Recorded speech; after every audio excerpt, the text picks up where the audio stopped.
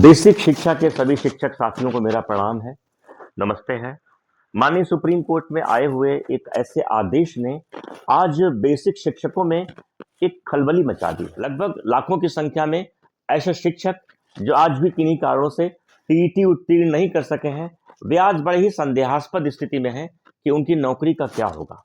आज तमिलनाडु सरकार के मामले में एनसीटीई जो कि बेसिक शिक्षकों की जो मिनिमम एलिजिबिलिटी है उसका क्राइटेरिया तय करती है, एक ऐसी बॉडी ने जब एक हलफनामा माननीय सुप्रीम कोर्ट में प्रस्तुत किया, उसमें लिखा है साफ साफ कि जिन शिक्षकों का टीईटी उत्तीर्ण नहीं है, उसमें स्पष्ट रूप से एनसीटी ने एडमिट किया है कि जो भी शिक्षक टीईटी उत्तीर्ण नहीं है उन्हें टीईटी पास करनी होगी।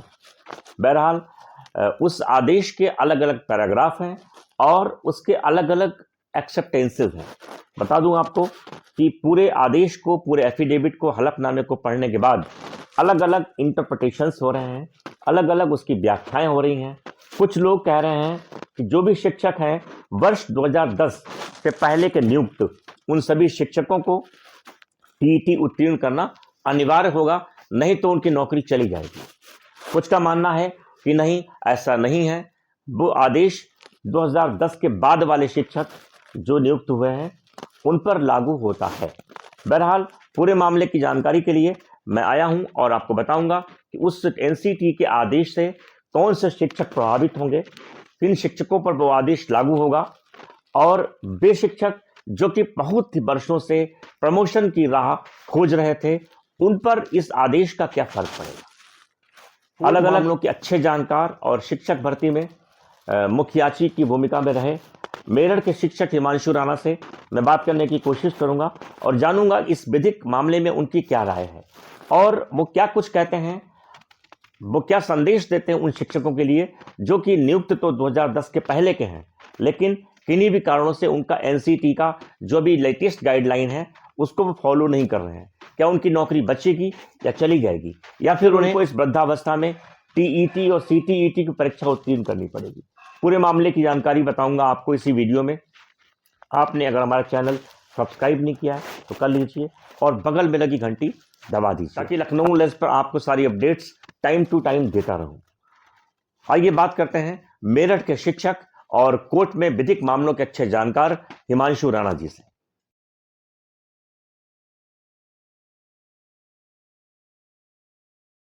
लाखों शिक्षक अभी बड़ी ऊहापोह की स्थिति में हैं। कुछ को लग रहा है कि मेरी नौकरी चली जाएगी, जबकि कुछ उसका अलग इंटरप्रिटेशन कर रहे हैं। इन्हीं बातों को स्पष्ट करने के लिए हमारे साथ लाइन पर जुड़ रहे हैं मेरठ के शिक्षक और सुप्रीम कोर्ट में विधिक मामलों के अच्छे जानकार हिमांशु राणा जी। राणा जी, आपका बहुत स्वागत हमारे चैनल पर। नमस्कार भैया। ये तमिलनाडु सरकार के पक्ष में एक हलफनामा आता है एनसीटी की तरफ से, जिसमें कि सभी शिक्षकों के लिए टीईटी की जो उत्तीर्णता है उसको अनिवार्य किया जाता है। ये क्या है पूरा मामला, मैं पूछना चाहूंगा आपसे। नहीं, ये ऐसे नहीं है। एक्चुअल में क्या था, आपको शायद याद हो, पिछले वर्ष 2024 में मैं जो है लखनऊ खंडपीठ में मुकदमा डाला था कि जो शिक्षक अब प्रमोशन चाहते हैं उनको टीईटी करना होगा, क्योंकि एनसीटी ने 2014 में ये क्लियर कर दिया था कि किसी भी शिक्षक का प्रमोशन, पूरे भारत के लिए किसी भी शिक्षक का प्रमोशन तभी संभव है जब वो टीईटी उत्तीर्ण कर ले। सही है। परंतु राज्य सरकार ने, जो कि आपको पता है कि शिक्षक की जो न्यूनतम अहर्ता या मतलब जो भी हमारा चीज होता है वो उत्तर प्रदेश बेसिक शिक्षा नियमावली 1981 से चलता है जी। तो उसके रूल 18 जहाँ प्रमोशन की बात है जी। वहां पर इन्होंने एनसीटी के जो नियम है उनकी अनदेखी करी थी जी। तो उसी को लेकर मैं जो है जनवरी 2024 में हाईकोर्ट गया था, तो वहां पर खंडपीठ ने जो है उस पर रोक लगा दी थी और ये कहा था कि सरकार चाहे तो एनसीटी के नियमों के अनुसार प्रमोशन कर सकती है, उनका प्रमोशन कर सकती है, अदरवाइज वो बिना टीईटी वालों का प्रमोशन नहीं करेगी।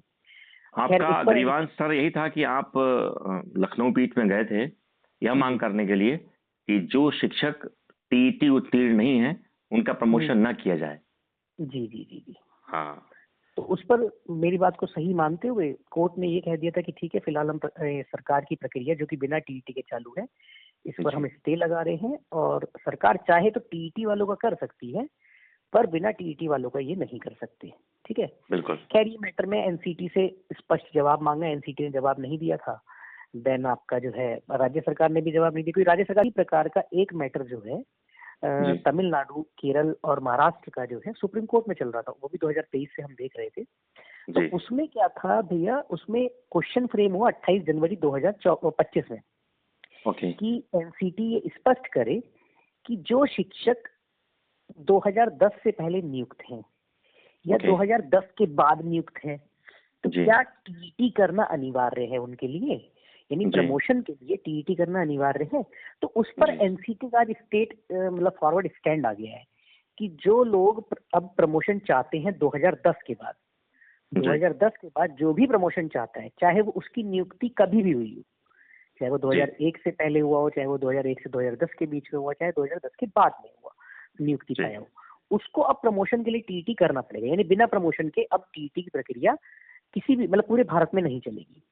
वहां क्या हुआ कि एनसीटी के हलफनामे में पैरा 13 में एक चीज और दे दी कि जी जितने भी शिक्षक हैं उनको टीईटी करना होगा, यानी जी जो ऑलरेडी अपॉइंटेड हैं उनको भी टीईटी करना होगा। तो यहाँ थोड़ा एनसीटी ने जो है गड़बड़ कर दी जी है।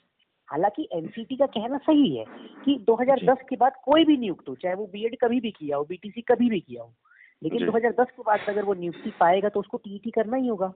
लेकिन इस चीज को जो है कुछ लोग जो है मतलब इस तरीके से इंटरप्रेट कर रहे हैं कि जो टीचर्स ऑलरेडी नियुक्त अपॉइंटेड थे उनको भी टीईटी करना होगा। तो ऐसा नहीं है, उनको टीईटी नहीं करना होगा, उनकी नियुक्ति पर कोई प्रश्न चिन्ह नहीं है। हाँ, अगर वे प्रमोशन चाहते हैं तो उनको टीईटी करना पड़ेगा। ये यानी कि उनकी नौकरी को खतरा नहीं है कोई भी। कोई खतरा नहीं भैया, कोई मतलब नहीं। Okay okay.